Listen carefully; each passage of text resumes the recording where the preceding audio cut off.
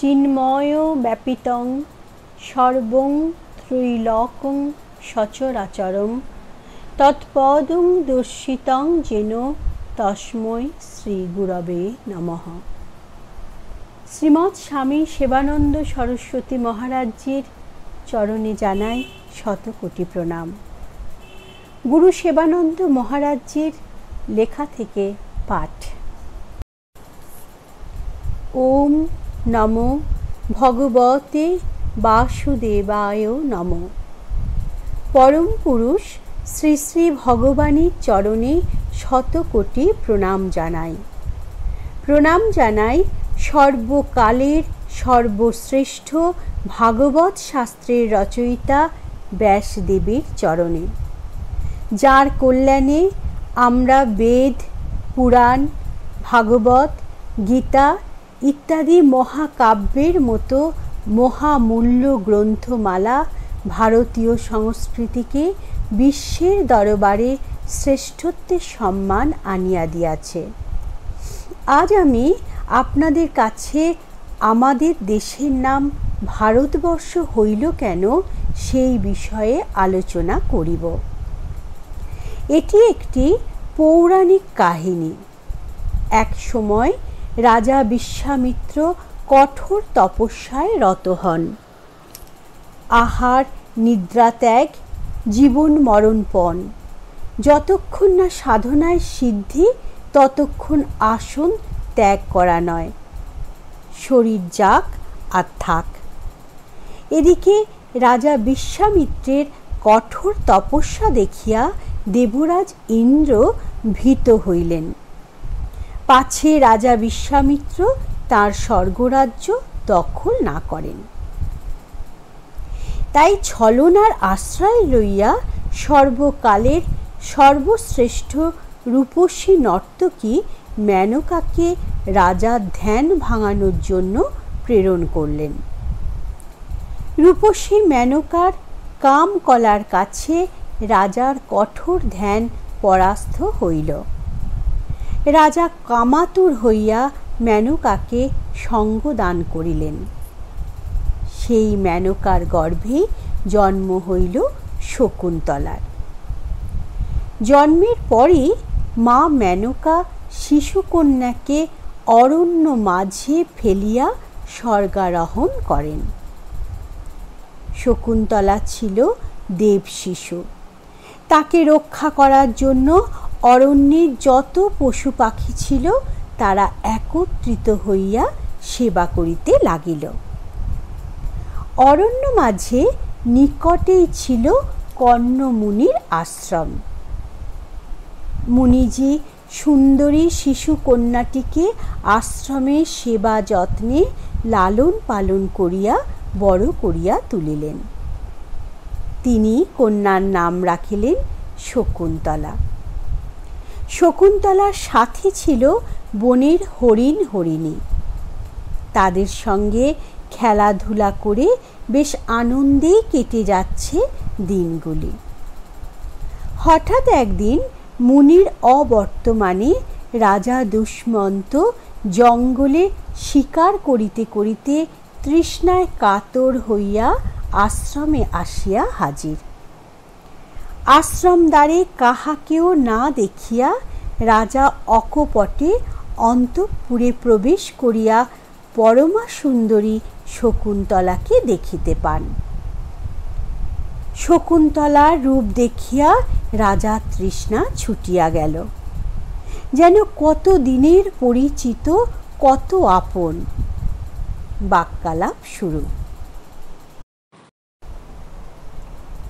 কে তোমার পিতা? তিনি এখন কোথায়? তোমার প্রকৃত পরিচয় কি? ইত্যাদি নানান প্রশ্ন। রাজা শকুন্তলার মুখে সমস্ত জন্ম বৃত্তান্ত শুনিয়া বুঝিতে পারিলেন ইনি ক্ষত্রিয় কন্যা। ভাগ্য বলে কণ্ব মুনির আশ্রয়ে প্রতিপালিত। তাই বিন্দু মাত্র দ্বিধা না করিয়া শকুন্তলার মুখে সমস্ত বৃত্তান্ত শুনিয়া শকুন্তলার সহিত দুষ্মন্ত বিবাহের ব্যবস্থা করিলেন। কিছুদিন আশ্রমে কালাতিপাত করার পর রাজা স্বধামে প্রত্যাবর্তন করিলেন, কিন্তু শকুন্তলাকে সাথে লইতে রাজি হইলেন না। এদিকে শকুন্তলার গর্ভে তখন রাজার সন্তান। মুনিজি উপায় অন্ত না দেখিয়া কন্যাকে পূর্ববৎ লালন পালন করিতে লাগিলেন। নির্দিষ্ট সময় শকুন্তলার গর্ভে এক দেব শিশুর জন্ম হয়। তার জন্মকালে স্বর্গ হইতে দেবতারা শিশুটি দর্শন করার জন্য আকাশপথে কণ্ব মুনির আশ্রমে হাজির। মুনি আজ বড়ই ভাগ্যবান। অতন্দ্র সাধনায় যাহাদের দর্শন পাওয়া যায় না, আজ দেব শিশুর দর্শনে তারা বিনা আমন্ত্রণে কুটিয়ায় হাজির। দেবতারা সকলে শিশুটির লক্ষণ দেখিয়া নাম রাখিলেন ভরত। রাজটিকা যাঁর ললাটে, কে তাহারে মারিতে পারে। পরবর্তীকালে রাজা দুষ্মন্ত শকুন্তলাকে পত্নী রূপে অস্বীকার করিলেও দৈববাণীর ঠেলায় ভীত হইয়া শকুন্তলা ও তাঁর সন্তান ভরতকে স্বীকার করিতে বাধ্য হন। ওই শকুন্তলা পুত্র ভরতের নাম অনুসারে আমাদের এই দেশের নাম হয় ভারতবর্ষ। একমাত্র নিঃস্বার্থ সেবার দ্বারাই ভগবানকে ঋণী বানানো যায়। নিঃস্বার্থ সেবা বড়ই কঠিন। কোনো কিছু কামনা বাসনা না রেখে সেবা করা নাম নিঃস্বার্থ সেবা। আমরা প্রতি মুহূর্তে ঋণী হইয়া যাইতেছি।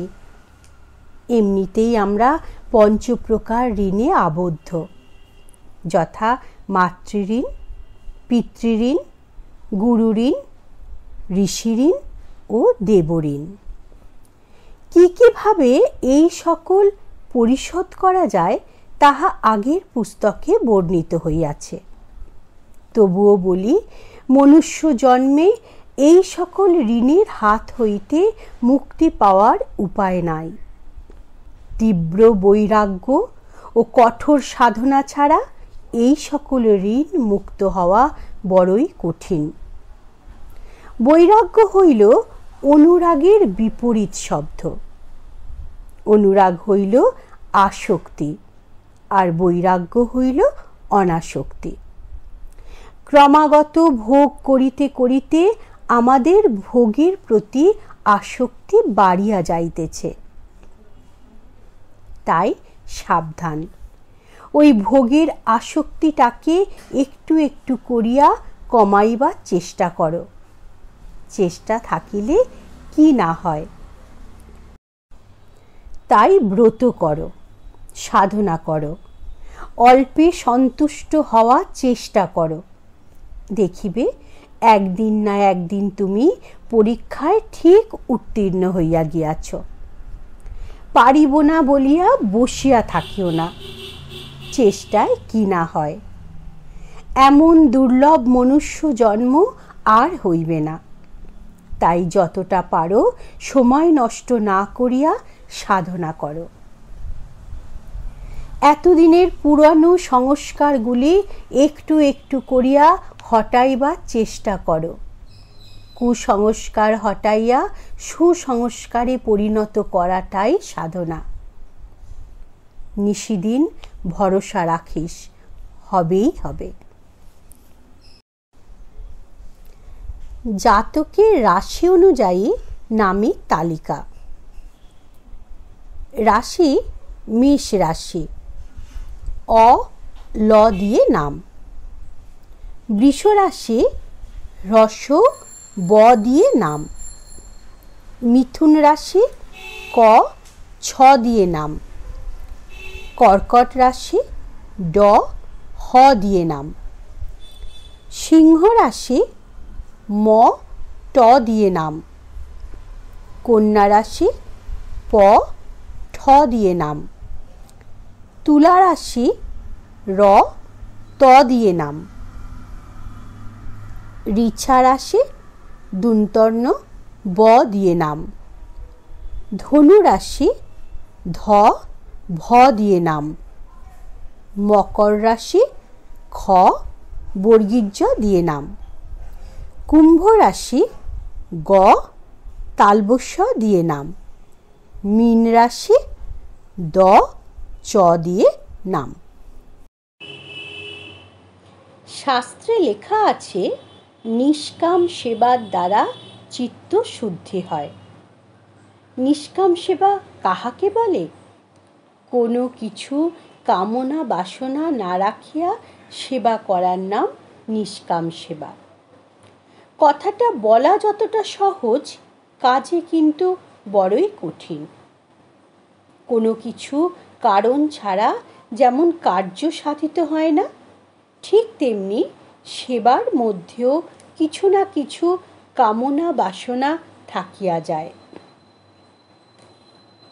এটি দূর করা বড়ই কঠিন। মাতা পিতা সন্তান পালন করেন, বিনিময়ে সুপ্ত কামনা রহিয়াছে যে আমাদের সন্তান অসময়ে আমাদের দেখিবে বা সেবা করিবে। শিষ্য গুরু সেবা করেন, বিনিময়ে কিছু জ্ঞান আহরণের পিপাসা থাকিয়া যায়।